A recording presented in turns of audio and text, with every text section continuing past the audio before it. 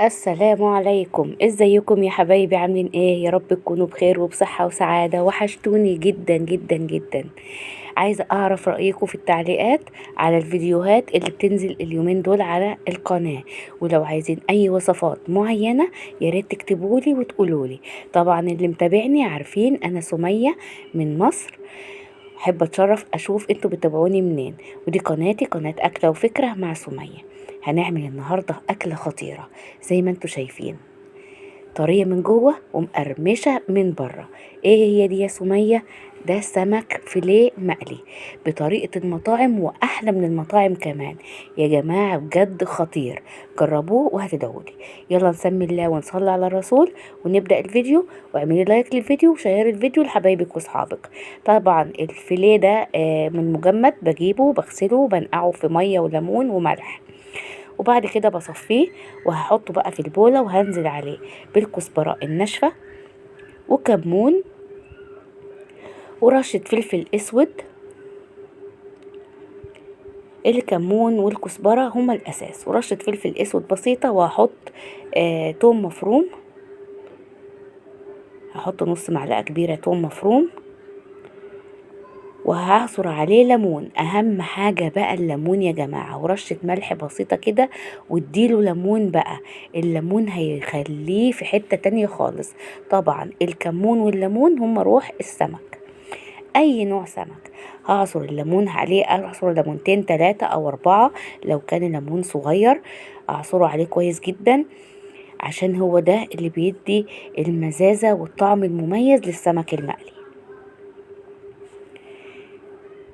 يا ريت تصلوا على النبي كده في التعليقات وتذكروا الله طول ما احنا شغالين علشان يبقى الحاجة فيها بركة. هعصر ليمون تاني، انا بحب الليمون جدا على السمك، وبعدين في ليمون ناشف شوية كده بحس ان هو مش فيه مية.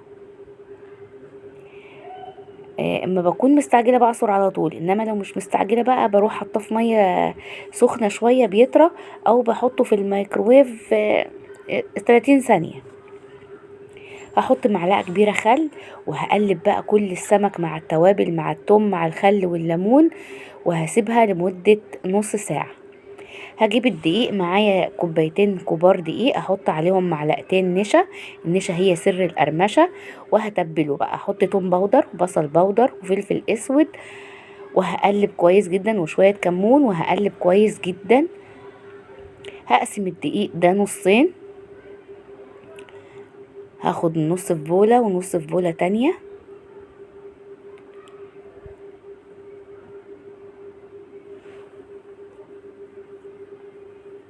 يا ريت تقولولي في التعليقات بتتابعوني من اي بلد. كلكم طبعا بحبكم، احلى اخوات في الدنيا، احلى امارات. هحط شوية ملح على شوية دول، وهزود بالمية. انا ركنت نص الدقيق ناشف، والنص التاني حطيت عليه شوية ملح، وهقلب بقى كده زي ما انتوا شايفين. انا عايزة خليط لا تقيل ولا خفيف، هوريهولكوا. يعني اتقل حاجة بسيطة. شفتوا اهو زي ما انتوا شايفين كده، زي خليط الكيك كده، واخف حاجة بسيطة. هنزل بقطع السمك في قلب الخليط العجين اللي انا عملته بالمية. اطلعه من القوام اللي هو الخليط السائل، احطه في الدقيق اللي هو انا سايباه جاف، واقلبه كده وهركن على جنب. شايفين؟ لازم يبقى القوام بيمسك على السمك. ده طريقة المطاعم على فكرة يا جماعة، هما بيعملوها كده. وهروح بقى على الطاسة على النار، وهحط الزيت، واول ما يسخن هنزل بقطع السمك بتاعتي. عادي خالص بقى، حمري السمك زي ما بتحمري البانيه، زي ما بتحمري السمك المقلي، عادي خالص. هنزل في الزيت السخن كده، ومش هقلب الا لما يبدأ ياخد لون.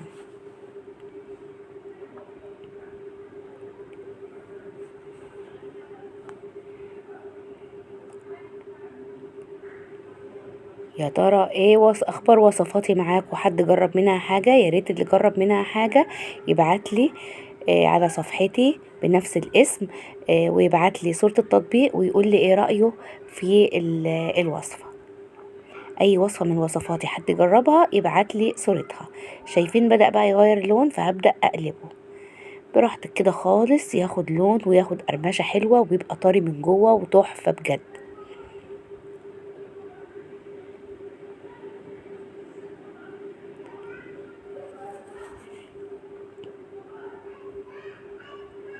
خد اللون الحلو اللي انتوا شايفينه ده، هبدأ بقى اطلعه على مناديل المطبخ.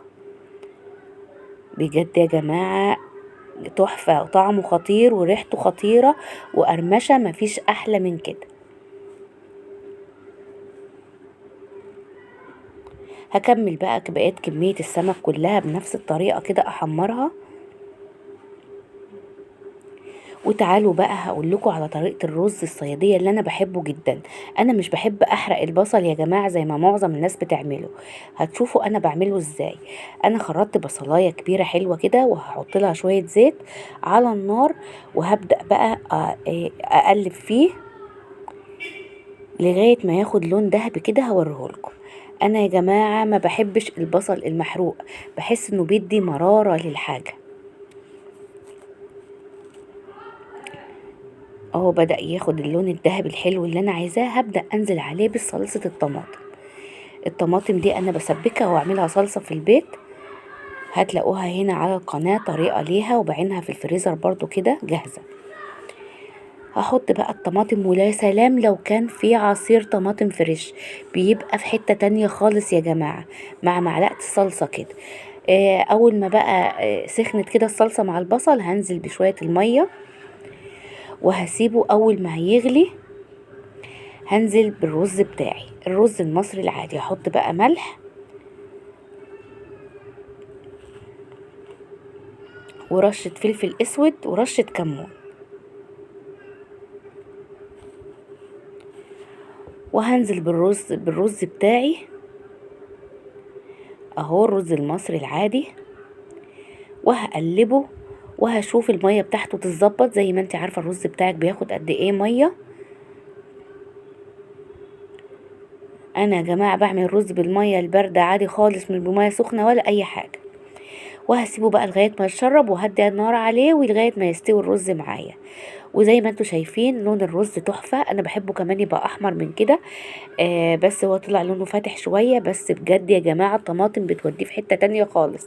سيبك من البصل المحروق اللي بيغمق الرز وبيديله طعم مر. جربوا طريقتي في الرز وبإذن الله هتعجبكم. يلا بقى، لو عجبك الفيديو دوسي لايك للفيديو، وشارك الفيديو مع حبايبك واصحابك. واللي اول مره يشوف قناتي يا ريت تعمل سبسكرايب للقناه وتفعل الجرس علشان يوصلكوا كل جديد وحصري من فيديوهاتي ان شاء الله. شايفين الرز مفلفل ازاي وطعمه خطير. انا باكل الرز وبسيب اي حاجة تانية جنبيه. والسمك تحفة، مقرمش وطري من جوه وبجد خطير. يلا بقى اسيبكم مع السمك الحلو ده، واستنوني في فيديو جديد من قناة اكلة وفكرة مع سمية، في رعاية الله.